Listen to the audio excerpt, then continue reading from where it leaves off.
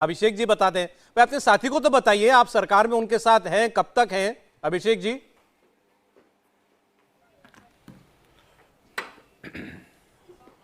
देखिए, हमारी पार्टी की तरफ से लगातार आधिकारिक बयान आप लोगों के सामने है। वर्तमान परिस्थिति है कि महागठबंधन की सरकार है और नीतीश कुमार जी सूबे के मुख्यमंत्री हैं। लेकिन मौजूदा हालात जो गठबंधन के अंदर हैं, देश के स्तर पर अगर आप बात करें, इंडिया अलायंस के निर्माण में नीतीश कुमार जी ने बहुत अहम भूमिका निभाई है। लोग तो ये मानने को तैयार नहीं थे कि इतने सारे विपक्षी नेता एक प्लेटफॉर्म पर बैठ भी सकते हैं, लेकिन लगातार निराशाजनक और चिंताजनक तस्वीरें इंडिया अलायंस के अंदर से आ रही हैं और बहुत सारे ऐसे लोग हैं जो बेचैनी में बहुत तरह की बातें कर रहे हैं, सवाल पूछ रहे हैं, कंफ्यूजन फैला रहे हैं। ये उनका काम है। आने वाले भविष्य में हमारे नेता क्या फैसला लेंगे, नहीं लेंगे और कालांतर में चीजें कैसे होंगी, ये जब वास्तविकता में चीजें आ जाएंगी तब इस पर प्रतिक्रिया दे पाना उचित होगा। अभी की वस्तु स्थिति मैंने वर्तमान के हिसाब से सौरभ जी आपको बता दी है कि नीतीश कुमार जी सूबे के मुख्यमंत्री हैं और न्याय के साथ विकास के एजेंडे पर काम हो रहा है बिहार के अंदर, और बिहार के हित में, बिहार के लोगों के भविष्य के विषय में सोचकर या कैसे बिहार प्रगति के पथ पर अग्रसर हो सके, इसको लेकर कोई फैसला करना होगा तो उसमें नीतीश कुमार जी कभी हिचकते नहीं। और हमारी पार्टी ने पहले भी बताया है कि हमारे नेता हमारी पार्टी के बारे में भ्रामक प्रचार करना, प्रचार प्रसार और अनर्गल बयान देना, ये अन्य पार्टियों के नेताओं की आदत में शुमार है, क्योंकि लोग जानते हैं कि नीतीश जी के खिलाफ बोलेंगे तो पॉलिटिकल टीआरपी मिलेगी, मीडिया की टीआरपी मिलेगी।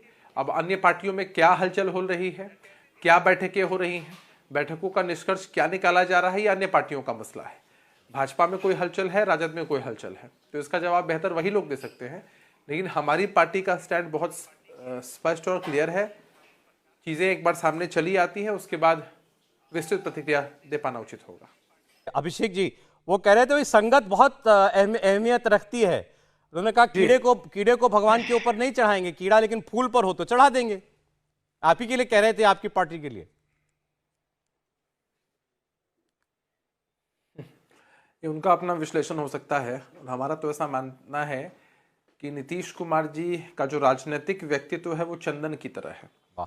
जहां भी रहते हैं सुगंध बिखेरते हैं और हमेशा जनता के हितों को ध्यान में रखते हुए और बिहार कैसे आगे बढ़े इसके लिए काम करते रहते हैं।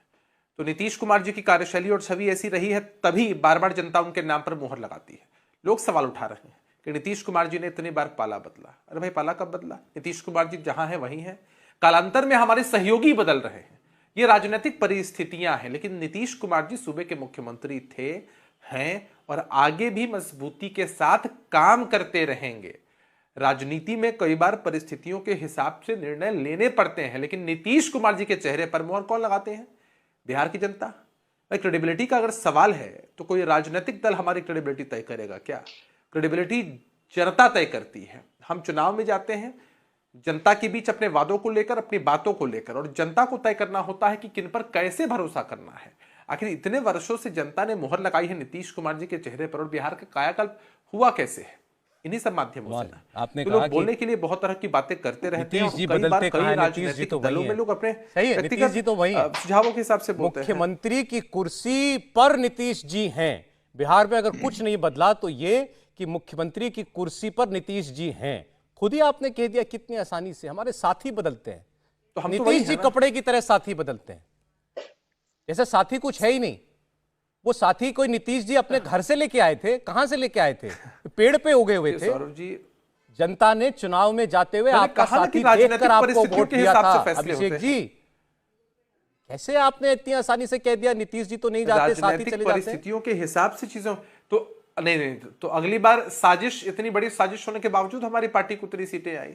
भाई, जनता तय कर देगी ना। अगर आपको लगता है कि नीतीश कुमार जी कपड़ों की तरह साथी बदलते हैं और उनकी प्रासंगिकता नहीं है राजनीति में, तो आखिर पूरे देश की राजनीति क्यों? मैंने तो आपसे पहले बाकी दोनों पार्टियों को दोष दिया। अपना बयान दे रहे हैं। अभिषेक जी, आपने बिल्कुल ठीक कहा। मैंने ये बात आपसे नहीं कही, मैंने बड़े कठोर शब्द भी कहे थे, लेकिन आपसे नहीं, इनसे कहे, बीजेपी से और आरजेडी से।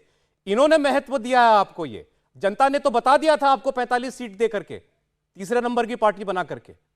जनादेश आपको नीतीश कुमार को मुख्यमंत्री बनाने के लिए था वो।